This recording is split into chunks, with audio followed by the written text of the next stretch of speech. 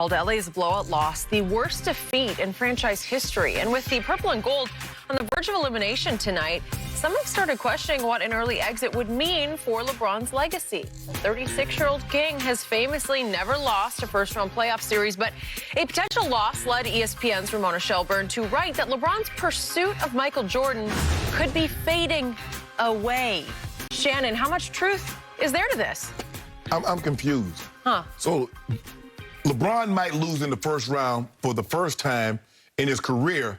Jordan didn't get out of the first round his first 3 years, being swept twice. I'm confused by this. Jordan played in the East when it was the beast, and LeBron played in the East when it was definitely the least. Nobody threatened him in the first round. But you told me Jordan was God. So you got to be able... Your favorite player, Larry Bird, told you Okay, Jordan if he's was God. that, he's got to be able to win a game. He's got to be able to get past the first round. Right. Did LeBron win a game off my Spurs in 07? And hold on, where was they at? Where were they at when he didn't win a game? NBA Finals or the first round? He was in the finals. Oh, okay. I'm He just saying. cakewalked to He cakewalked. Now, you do realize who he beat, but that's neither here nor there, Skip. Look, when he first got here, when he signed with the Lakers, all of a sudden he wanted to be Kevin Hart. He wanted to be Michael B. Jordan. He wins the title. He's very motivated. Now he might lose in the first round. Oh, LeBron doesn't not motivated anymore. I'm confused by the narrative that keeps changing every time LeBron does something. He scores 30. Oh, there's a heightened sense of he knows what's at stake. He loses, he doesn't care anymore. Can we just pick a side and stay there? We can't, Skip. Every time a guy loses, you can't change your thought process of what he is or what he isn't. Who says he doesn't care anymore? I haven't said that. I'm just saying, I'm just trying to, how's it fading? So LeBron might lose for the first, LeBron going into this was 14-0 in the first round. Jordan won one game, his first 3 trips to the playoffs. And somehow LeBron all of a sudden is like, oh, he'd be terrible. Okay, but that year that you're in question about, he was on a sub-500 team. He missed much of the year because he broke his foot. He came back and tried to play the last 6 or 7 What did you tell me if they're on the court? Games. You told me if a guy's on the court, he's healthy. You told me that. Yeah, and you use it every time. So Okay. he goes up against one of the all-time greatest teams in the history of this league, those Boston Celtics featuring Bird, McHale, and Parrish, all of the above. Teams you love. And he took them to the brink in 4 straight games, but he lost all 4. Right. And he took them into overtime in game number 1 and scored 63 points. And he did miss a shot that could have won the game. But he was coming off a foot injury, and he was barely back in shape to be able to play basketball. Skip, hold on. Okay, LeBron James scores 51, 8, and 8. He loses, takes him to overtime. You killed him. You didn't kill Jordan. Jordan, hold on. So what year was that for LeBron? That was years 2018, 15. Okay. 15. Okay. That was last year. And he was as hot as I've ever seen him from outside the lane. Oh, yeah. Just making jumper after jumper. He was out of his mind. Never seen him shoot like that. And 5, 4, 3, 2, 1, he's got Steph Curry on a switch, and he's got like a 18-foot jump shot over a little tiny Steph Curry. And he passes that up to pass the ball to George Hill. Pass the guy out with a layup. Yeah. And Clay just easily fouls him and sends him to the free throw line. And predictably, he clanked one of the free throws, right? Yeah. And then, probably predictably also, J.R. Smith lost his mind and forgot what the clock was. But you blame LeBron. Think about all that sequence. Just take the shot. Okay, Jordan had a last-second shot to win the game on that 63. He missed it. Okay, but he took it. He missed it. He took it. Take it, LeBron. Take the shot. If you're that guy, take that shot. No, because this is what you do. He takes the shot and misses it. Jordan wouldn't have missed that shot. Kobe wouldn't have missed that shot. But seriously, what would you rather have at that point? He'd already scored, what, 49 points? 49 points. Would you rather have LeBron James, your GOAT, your best player on the planet, take an 18-foot jump shot over little Steph, or would you rather have George Hill shooting free throws? I'd rather have George Hill hit the layup. Because that's what he passed. He was about to make a layup, and Clay fouled him. Okay, go to the free throw line. He's a great defender.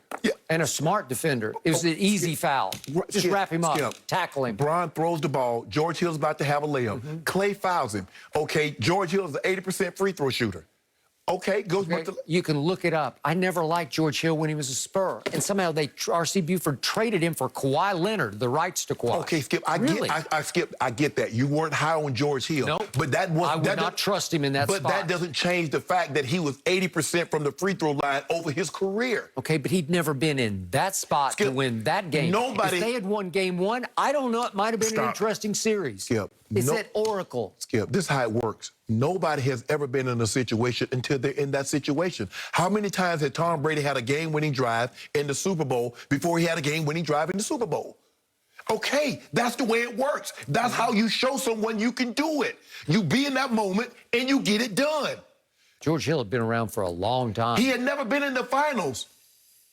Okay, so let's go back to what just happened. I told you ahead of Tuesday night's Game 5 at Phoenix, this is a golden opportunity for your man, the quote-unquote GOAT, to start making his goatish case against Jordan. Right. Because he had an opportunity because there was clearly going to be no AD, and Chris Paul appeared to be back to about 100% healthy for that game. Okay. At home against a 51-21 team. And I thought LeBron could go in there and flex. He can put up some monster triple-double numbers and launch another title run off that game, a season-saving game. And I would have to sit back and say, wow, that's pretty good. He just won back-to-back championships off that game that he played. That was the season saver. That was the detonation game for this team. And what happened? Nothing happened. He had a little flurry to start, and then he went into a shell. It looked like he disengaged. He unplugged. I couldn't even recognize him the rest of the game. Okay. So LeBron James is not the player that can take regular NBA guys, not superstars, and go to the next level. Tom Brady could no longer do that. He could no longer do more with less. He needed more to help him. But he's already the GOAT. Skip. He's not trying to chase somebody. If he was the GOAT, he should have stayed in New England and took them to the Super Bowl. He can no longer do that. That's why he left. He's 43 years old. What difference does it make if you're the GOAT? So GOAT's age? LeBron's 36 years old. Skip. LeBron's 7 years younger. Skip. So let me ask you a question. Who you think, Skip, that man has played the third most minutes. He played offense and defense. You know it's not the equivalent of playing quarterback. There's a reason why quarterback... There was a stretch earlier this regular season when everybody had LeBron as the front runner for the MVP. And he was, Skip. He got hurt. What part about he got hurt don't you understand? He should be okay by now. It's been a long time, right? Okay. Skip, you know how ankle sprains work. All I'm saying is this. So what? He can't carry a team of less with more. He can't do more with less. Okay, fine. If you want to say that, say that. But this notion that somehow is fading. When Jordan couldn't get out the first round his first 3 years, LeBron James has never lost in the first round. Okay, but the point was, even the great James Worthy said after the game on the local LA station, the Lakers station, that it just might be the most shameful loss in Lakers playoff history. It was pretty shameful, ending with LeBron walking up the tunnel with 5:40 left. So I guess losing Game 6 in the NBA Finals by 39 to your arch rival, the Boston Celtics. But it's just how it looked. It's how they didn't show up. So and it wasn't like Phoenix shot them out of the gym because they didn't. Wait a minute. Yeah. The guy, hold on. Kobe Bryant was on that team with Mamba mentality. You lose by 39. And this loss to the Phoenix Suns was worse than the 39-point loss to your arch rival? Nobody showed up. Well, however you look If you lose by 39, who shows up, Skip? Do or die tonight. I mean, it's a huge game for LeBron. I know you guys are going to be watching closely, so it's really no surprise that the Suns-Lakers Game 6 is featured on the free-to-play Fox Bet Super 6 app. So scan the code here, download the app, answer 6 questions.